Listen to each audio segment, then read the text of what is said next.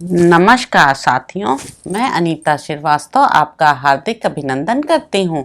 श्रीमद् वाल्मीकि रामायण में आज का प्रसंग है श्री राम की कुशैया देखकर भरत का शोकपूर्ण उद्गार तथा स्वयं भी वल्कर और जटा धारण करके वन में रहने का विचार प्रकट करना। निषाद राज की सारी बातें ध्यान से सुनकर मंत्रियों सहित भरत ने इंगुदी वृक्ष की जड़ के पास आकर श्री रामचंद्र जी की शैया का निरीक्षण किया। फिर उन्होंने समस्त माताओं से कहा, यही महात्मा श्री राम ने भूमि पर शयन करके रात्रि व्यतीत की थी। यही वह कुश समूह है जो उनके अंगों से विमर्दित हुआ है। महाराजों के कुल में उत्पन्न हुए परम बुद्धिमान महाभाग राजा दशरथ ने जिन्हें जन्म दिया है, वे श्री राम इस तरह भूमि पर शयन करने के योग्य नहीं हैं। जो पुरुष श्री राम मुलायम मृगचर्म की विशेष चादर से ढके हुए तथा अच्छे अच्छे बिछौनों के समूहों से सजे हुए पलंग पर सदा सोते आए हैं, वे इस समय पृथ्वी पर कैसे शयन कर सकते हैं। जो सदा विमानाकार प्रसादों के श्रेष्ठ भवनों और अट्टालिकाओं में सोते आए हैं तथा जिनकी फर्श सोने और चांदी की बनी हुई है, जो अच्छे बिछौने से सुशोभित है, पुष्प राशि से विभूषित होने के कारण जिनकी विचित्र शोभा होती है, जिनमें चंदन और अगुरु की सुगंध फैली रहती है, जो श्वेत बादलों के समान उज्जवल कांति धारण करते हैं, जिनमें सुख समूहों का कलरव होता रहता है, जो शीतल है एवं कपूर आदि की सुगंध से व्याप्त होते हैं, जिनकी दीवारों पर सुवर्ण का काम किया गया है तथा जो ऊंचाई में मेरू पर्वत के समान जान पड़ते हैं, ऐसे सर्वोत्तम राजमहलों में निवास कर चुके हैं, वे श्री राम वन में पृथ्वी पर कैसे सोते होंगे। जो गीतों और वाद्यों की ध्वनियों से, श्रेष्ठ आभूषणों की झंकारों से तथा मृदंगों के उत्तम शब्दों से सदा जगाए जाते थे, बहुत से वंदीगण समय समय पर जिसकी वंदना करते थे, सूत और मागध अनुरूप गाथाओं और स्तुतियों से जिनको जगाते थे, वे शत्रु संतापी श्री राम अब भूमि पर शयन कैसे करते होंगे। यह बात जगत में विश्वास के योग्य नहीं है। मुझे यह सत्य प्रतीत नहीं होती है। मेरा अंतःकरण अवश्य ही मोहित हो रहा है। मुझे तो ऐसा मालूम होता है कि यह कोई स्वप्न है। निश्चय ही काल के समान प्रबल कोई दूसरा देवता नहीं है, जिसके प्रभाव से दशरथ नंदन श्री राम को भी इस प्रकार भूमि पर सोना पड़ा। उस काल के ही प्रभाव से विदेह राज की परम सुंदरी पुत्री और महाराज दशरथ की प्यारी पुत्र वधू सीता भी पृथ्वी पर शयन करती हैं। यही मेरे बड़े भाई की शैया है, यही उन्होंने करवटें बदली थीं। इस कठोर वेदी पर उनका शुभ शयन हुआ था, जहां उनके अंगों से कुचला गया सारा तृण अभी तक पड़ा है।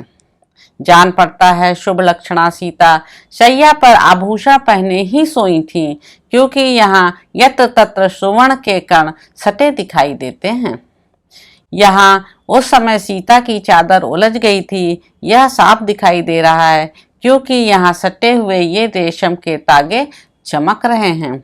मैं समझता हूँ कि पति की शैया कोमल हो या कठोर, साध्वी स्त्रियों के लिए वही सुखदायिनी होती है। तभी तो वह तपस्विनी एवं सुकुमारी बाला सती साध्वी मिथिलेश कुमारी सीता यहाँ दुख का अनुभव नहीं कर रही हैं।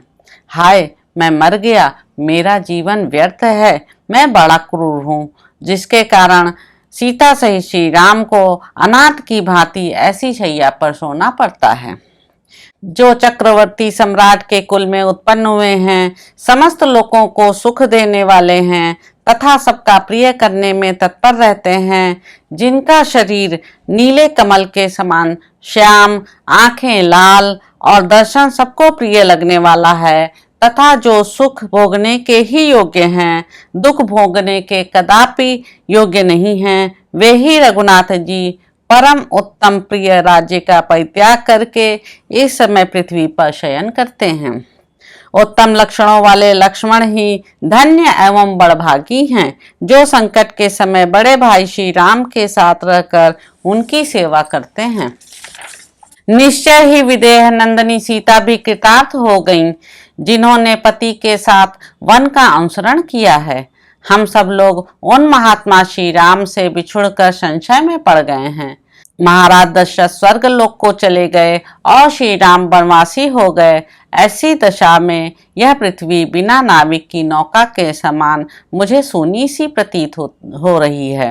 वन में निवास करने पर भी उन्हीं श्री राम के बाहुबल से सुरक्षित हुई इस वसुंधरा को कोई शत्रु मन से भी नहीं लेना चाहता है। इस समय अयोध्या की चार दीवारी की सब ओर से रक्षा का कोई प्रबंध नहीं है।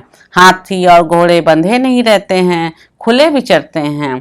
नगर द्वार का फाटक खुला ही रहता है। सारी राजधानी अरक्षित है। सेना में हर्ष और उत्साह का अभाव है। समस्त नगरी रक्षकों से सूनी जान पड़ती है, संकट में पड़ी हुई है, रक्षकों के अभाव से आवरण रहित हो गई है। तो भी शत्रु विषमिश्रित भोजन की भांति इसे ग्रहण करने की इच्छा नहीं करते हैं। श्री राम के बाहुबल से ही इसकी रक्षा हो रही है। आज से मैं भी पृथ्वी पर अथवा तिनकों पर ही सोऊंगा, फल मूल का ही भोजन करूंगा और सदा वल्कल वस्त्र तथा जटा धारण किए रहूंगा। वनवास के जितने दिन बाकी हैं उतने दिनों तक मैं ही वहां सुखपूर्वक निवास करूंगा। ऐसा होने से आर्य श्री राम की हुई प्रतिज्ञा झूठी नहीं होगी। भाई के लिए वन में निवास करते समय शत्रुघ्न मेरे साथ रहेंगे और मेरे बड़े भाई श्री राम लक्ष्मण को साथ लेकर अयोध्या का पालन करेंगे। अयोध्या में ब्राह्मण लोग ककुष्ट कुलभूषण श्री राम का अभिषेक करेंगे। क्या देवता मेरे इस मनोरथ को सत्य करेंगे? मैं उनके चरणों पर मस्तक रखकर उन्हें मनाने की चेष्टा करूंगा। यदि मेरे बहुत कहने पर भी वे लौटने को राजी ना होंगे तो उन वनवासी श्री राम के साथ मैं भी दीर्घकाल तक वहीं निवास करूंगा। वे मेरी उपेक्षा नहीं करेंगे। तो इस प्रकार साथियों, अयोध्या कांड में निहित 88वां सर्ग यहाँ पर समाप्त होता है। आशा है आपको यह प्रसंग अच्छा लग रहा होगा। मेरे चैनल संवाद विद अनीता को लाइक करें, शेयर करें, सब्सक्राइब करें। धन्यवाद साथियों।